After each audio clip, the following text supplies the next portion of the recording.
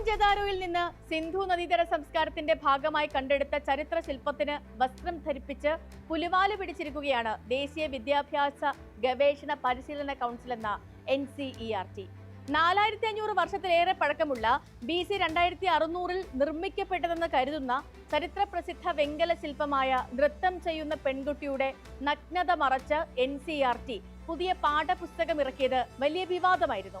ഇതോടെയാണ് പെൺകുട്ടിയുടെ ഇപ്പോഴത്തെ വികല ചിത്രം നീക്കാനും യഥാർത്ഥ ശില്പത്തിന്റെ ചിത്രം തന്നെ 9ാം ക്ലാസ് പാഠപുസ്തകത്തിൽ ഉൾപ്പെടുത്താനും ഉന്നതതലത്തിൽ തീരുമാനമായത്.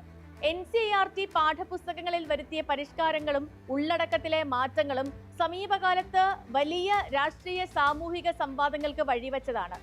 ചരിത്ര വസ്തുതകളെ വികലമാക്കുന്നു എന്നും ശാസ്ത്രീയ വിഷയങ്ങളെ ബോധപൂർവം ഒഴിവാക്കുന്നു എന്നുമുള്ള വിമർശനങ്ങൾ അക്കാദമിക തലത്തിൽ ശക്തമാണ്. ഇതിനിടയിലാണ് ഈ വിവാദവും തിരുത്തലുമൊക്കെ വലിയ സജീവമായി ചർച്ചയാകുന്നത്. സ്പോട്ട്ലൈറ്റ് പരിശോധിക്കുന്നു. ചരിത്ര ശില്പത്തിന്റെ നഗ്നത മറയ്ക്കുന്നത് എന്തിന്? മോഹൻജദാരോയിൽ നിന്നും കണ്ടെടുത്ത ചരിത്ര പ്രസിദ്ധമായ ശില്പത്തിന്റെ നഗ്നത മറച്ച ചിത്രം NCERT 9ാം ക്ലാസ് പാഠപുസ്തകത്തിലാണ് നൽകിയത്. കുട്ടികൾക്ക് കാണാൻ അനുയോജ്യമായ രീതിയിലാണ് എന്നൊരു വിശദീകരണത്തോടു കൂടിയാണ് ഡിജിറ്റലായി ഇതിന് വസ്ത്രങ്ങളൊക്കെ നൽകി ശരീരഭാഗങ്ങൾ മറച്ചത്. പ്രതിമയുടെ കഴുത്തിലുള്ള മാലയും മറച്ചിട്ടുണ്ട്. 9ാം ക്ലാസ്സിലെ മധുരിമ എന്ന പേരുള്ള ആർട്സ് ടെക്സ്റ്റ് ബുക്കിൽ ഇന്ത്യൻ കലയുടെ ചരിത്രം പറയുന്ന പാഠഭാഗത്താണ് 4000 വർഷം പഴക്കമുള്ള വെങ്കല പ്രതിമയെപ്പറ്റി പറയുന്നത്. ഇന്ത്യയിലെ മ്യൂസിയങ്ങളിലും വിവിധ ക്ലാസുകളിലെ പാഠപുസ്തകങ്ങളിലുമെല്ലാം ഈ ശില്പത്തെക്കുറിച്ച് പ്രതിപാദിച്ചിട്ടുണ്ട്.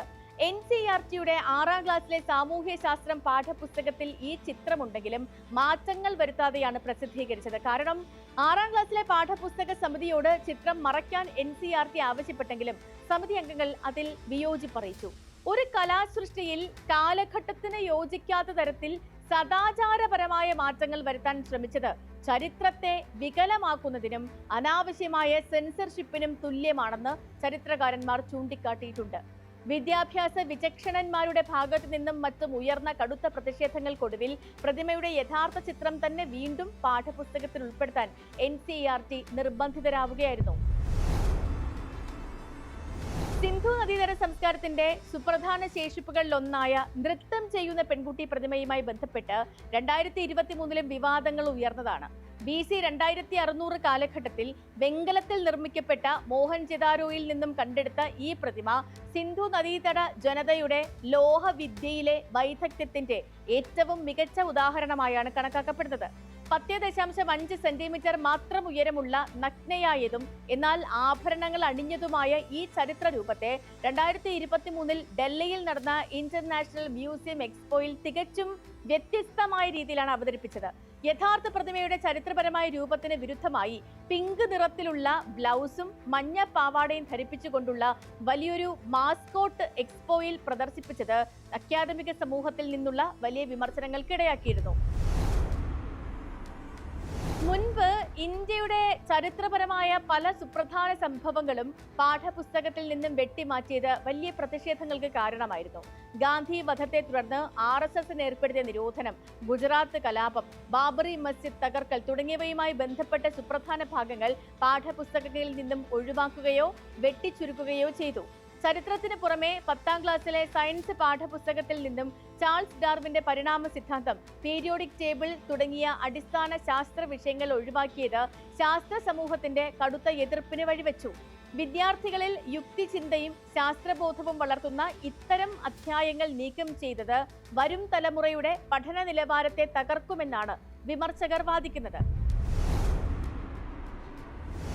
3ാം ക്ലാസ്സിലെയും 6ാം ക്ലാസ്സിലെയും പാഠപുസ്തകങ്ങളിൽ നിന്ന് ഇന്ത്യൻ ഭരണഘടനയുടെ ആമുഖം ഒഴിവാക്കിയത് വലിയ രാഷ്ട്രീയ വിവാദമായിരുന്നു. കൂടാതെ ഈ പാഠപുസ്തകങ്ങളിൽ ഇന്ത്യ എന്ന പേരിന് പകരം ഭാരത് എന്ന് ഉപയോഗിക്കാൻ തുടങ്ങിയതും ഹാരപ്പൻ സംസ്കാരത്തെ സിന്ധു സരസ്വതി സംസ്കാരം എന്ന് പുനർനാമകരണം ചെയ്തതും പ്രത്യയശാസ്ത്രപരമായ അജണ്ടകളുടെ ഭാഗമായാണ് വിലയിരുത്തപ്പെടുന്നത്.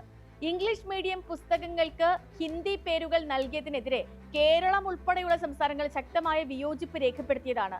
ഇതിനൊക്കെ പുറമെ 8ാം ക്ലാസ്സിലെ സാമൂഹ്യ ശാസ്ത്ര പുസ്തകത്തിൽ ജുഡീഷ്യറിയിലെ അഴിമതിയുമായി ബന്ധപ്പെട്ട് നൽകിയ ചില പരാമർശങ്ങൾ സുപ്രീം കോടതിയുടെ കടുത്ത അതൃപ്തിക്ക് കാരണമാവുകയും തുടർന്ന് ഈ പുസ്തകം പിൻവലിച്ച് കോടതിയിൽ നിരുപാധികം മാപ്പപേക്ഷിക്കേണ്ടി വരികയും ചെയ്തത് NCERTയുടെ വിശ്വാസ്യതയെ ചോദ്യം ചെയ്യുന്ന സംഭവമായി മാറി. BJP സർക്കാർ അധികാരത്തിലിരിക്കുമ്പോൾ രാജ്യത്തെ വിദ്യാഭ്യാസ മേഖലയിൽ പ്രത്യേകിച്ചും ചരിത്ര പാഠപുസ്തകങ്ങളിൽ വരുന്ന മാറ്റങ്ങൾ എപ്പോഴും ചർച്ചാ വിഷയമായിട്ടുണ്ട്. ഇപ്പം 99 മുതൽ 2004 വരെ വാജ്പേയി സർക്കാരിന്റെ കാലത്ത് ചരിത്ര പാഠപുസ്തകങ്ങൾ മാറ്റി എഴുതിയതിന് പിന്നിൽ ചരിത്രത്തെ രാഷ്ട്രീയവൽക്കരിക്കാനുള്ള ശ്രമമായിരുന്നു എന്ന വിമർശനങ്ങൾ ഉയർന്നതാണ്. മഹാത്മാഗാന്ധിയുടെ കൊലപാതകത്തെക്കുറിച്ചുള്ള പരാമർശങ്ങൾ നീക്കം ചെയ്തതായിരുന്നു പ്രധാന ആരോപണം. ജനകീയ സമ്മർദ്ദങ്ങളെ തുടർന്ന് ഗാന്ധിയുടെ കൊലപാതകം പാഠപുസ്തകങ്ങളിൽ പുനഃസ്ഥാപിച്ചെങ്കിലും അതിന്റെ ഉള്ളടക്കം വിവാദങ്ങൾ സൃഷ്ടിച്ചു. പിന്നീട് മുഗൾ ഭരണകൂടത്തെക്കുറിച്ചുള്ള അധ്യായങ്ങൾ, ഗുജറാത്ത് കലാപം, ഗാന്ധിവധം, ജാതി വ്യവസ്ഥ എന്നിവയൊക്കെയും നീക്കം ചെയ്യപ്പെട്ടു. വിദ്യാർത്ഥികളുടെ പഠനഭാരം കുറയ്ക്കാനാണെന്ന വ്യാജേന നടത്തുന്ന ഇത്തരം വെട്ടിത്തിരുത്തലുകൾ കൃത്യമായ അക്കാദമിക് ചർച്ചകളിലൂടെയോ വിദ്യാഭ്യാസ വിചക്ഷണരുടെ പാനലുകളുടെയോ തീരുമാനപ്രകാരമല്ല നടന്നത് എന്ന വിമർശനവും ശക്തമാണ്. ചരിത്രത്തിന് ചാരിത്രമുണ്ടോ എന്നത് പലപ്പോഴായി ഉയരുന്ന പ്രധാനപ്പെട്ട ഒരു ചോദ്യമാണ്. ചരിത്രം പഠിപ്പിക്കുന്നത് ആധികാരികവും സമഗ്രവുമായ പുതുചരിത്രം സൃഷ്ടിക്കാൻ കൂടിയാണല്ലോ.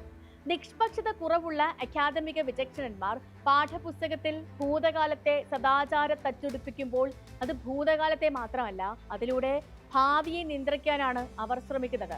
പാഠപുസ്തകത്തിലെ ചരിത്രത്തെ ആധിപത്യത്തിനുള്ള ഉപകരണമാക്കി മാറ്റുന്നത് അപകടകരമാം വിധം വർദ്ധിച്ചുകൊണ്ടിരിക്കുകയാണ്. പുരാതന ക്ഷേത്രങ്ങളിൽ പോലും ഇത്തരത്തിൽ ചരിത്ര ശില്പങ്ങൾ ഉള്ളപ്പോഴാണ് NCERT ഈ വിചിത്രമായ നടപടിയുമായി മുന്നോട്ട് പോകുന്നത്. ഇന്ത്യയുടെ യഥാർത്ഥ ചരിത്രത്തെ തിരുത്തിയെഴുതി ഒരു പ്രത്യേക മത രാഷ്ട്രീയ വീക്ഷണത്തിലേക്ക് മാറ്റാൻ ശ്രമിക്കുന്നു എന്ന് NCERTക്കെതിരെ ആരോപണങ്ങൾ ഉയരുമ്പോഴാണ് ഭൂതകാലത്തിന്റെ നീക്കിയിരിപ്പിനെ വസ്ത്രമുടുപ്പിച്ച് പരിഷ്കൃതരാക്കി ഭാവി തലമുറയ്ക്ക് മുന്നിൽ വച്ചു നീട്ടുന്നത്. സ്പോട്ട്ലൈറ്റിൽ മറ്റൊരു വിഷയമായി നാളെ വീണ്ടും ഇതേ സമയം.